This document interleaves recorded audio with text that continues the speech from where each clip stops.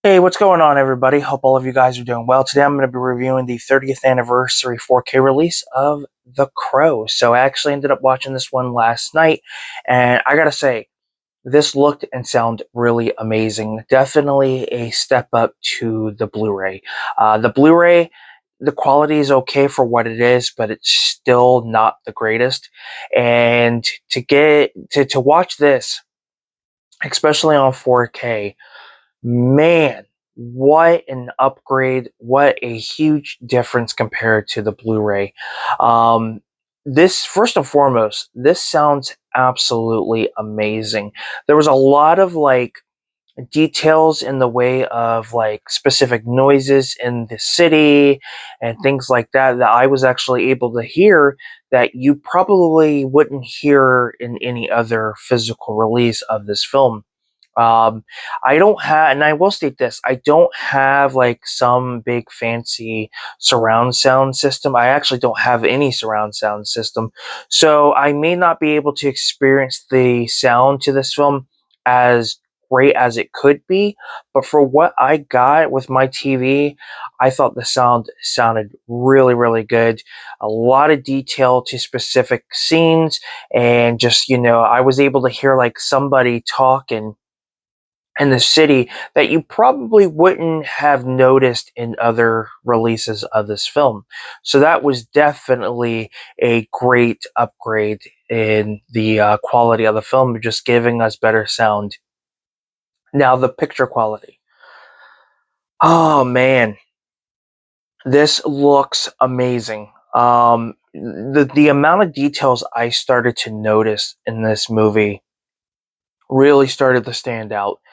A couple scenes I can mention that really stood out, like the pawn shop scene when Eric shows up to get the ring that he gave Shelly. The detail of the dust on the counter, and just the background of this pawn shop, all the little things that are around, and just noticing all the small details that you couldn't notice uh, in other releases. So that was a really nice little thing to start noticing. Another scene that stood out was the concert at the club or bar that Darla works at, and Funboy lives upstairs. So the band that is playing, one of the things I've noticed is you can see the felt that's attached to the speakers or the amps on the stage, and I'm like, wait a minute, I don't think anybody could have noticed that. And it really stood out for me on the amount of detail that you could notice from that. Not only that, going back to the sound, that same concert, when they show a close up of one of the band members, strumming his guitar, you could literally hear the guitar, like I think it might have been a bass because I was hearing more of the bass, but the amount of detail was just absolutely amazing on that.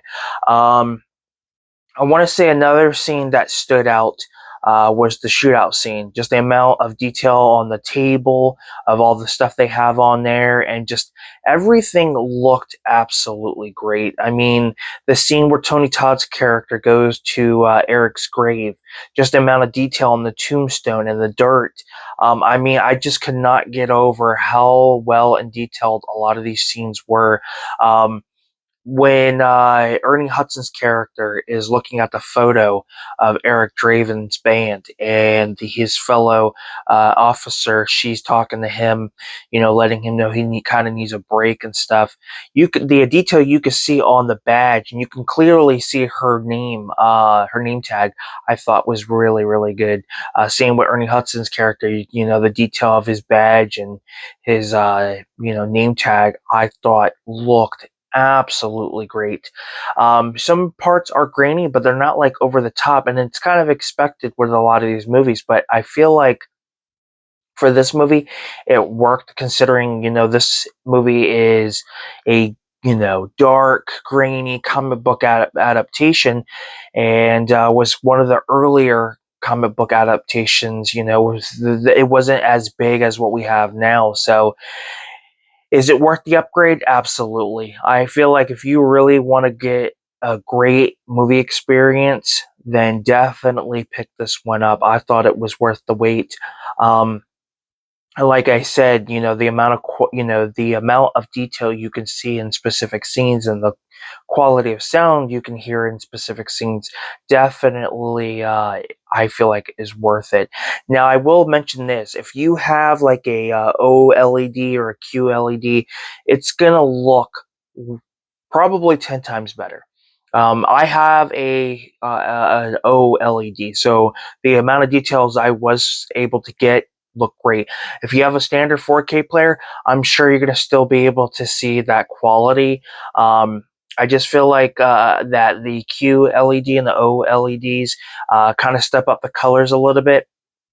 So I feel like you can get a little bit more of detailing when it comes to watching these movies, and the sound quality I feel like is a little better. But if you have a surround sound, I mean, you're going to probably end up getting a really great movie experience with this one. But yeah, I am glad I was able to get this. The Blu-ray, the original Blu-ray release, it's decent for what it is. It seems like when they went to transfer that movie onto Blu-ray, it seems like they decided to lighten up the movie. So when you watch it, you can tell right away there's this almost like this light tint to it. So you don't get the amount of detail like you want, or you don't get, it's like almost like, that cross between like the day ending and it's slowly becoming night. You get like that shade of like blue before becomes nighttime. That's kind of what you get in the Blu-ray. And I feel like it takes a lot out. I will mention this though: with the 4K, there's a specific scene where Ernie Hudson's character is with Brandon Lee's character Eric. The detail on Eric's jacket, which was of course what Tintin's, you could see the detail of the leather. It's just like if you don't pay attention, it's kind of a blink and you miss it. I think it's the scene right after the pawn shop. Keep an eye out on that scene and look at the jacket. You're going to see a specific scene. I think he kind of moves or bends down, like, "Are you going to arrest me?" And just the detail on the leather jacket, I was like, this looks amazing. So, yeah, I wish I could say more, but I feel like you guys need to experience it for yourself. But I do feel like it's worth the upgrade. They definitely took their time with this, and if you got, a great TV and great sound quality, I think you're going to have such a huge movie experience with this one. Now, you can get it for a good price. Um, I was able to get mine through Blow It Outta Here for $22 and change.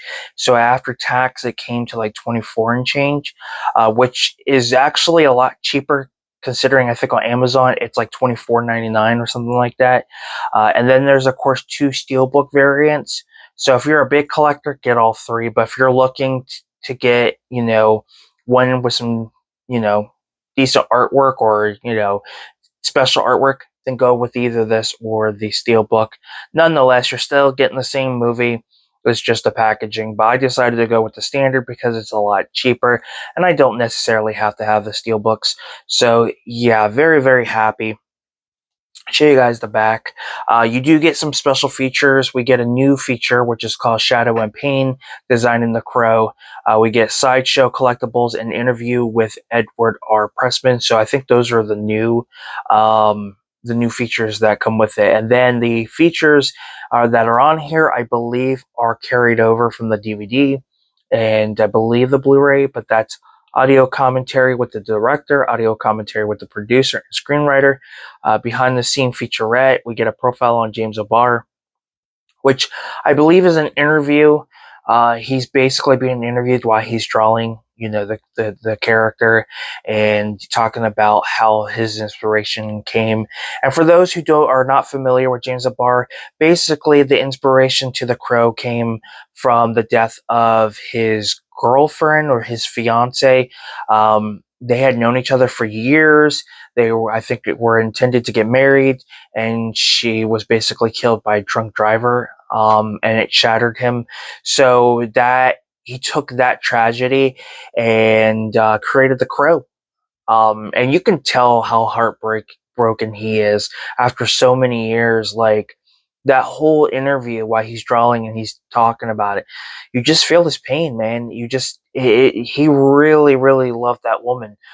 So it's definitely worth checking out. You do get extended scenes, deleted footage, montage, and then of course the trailer.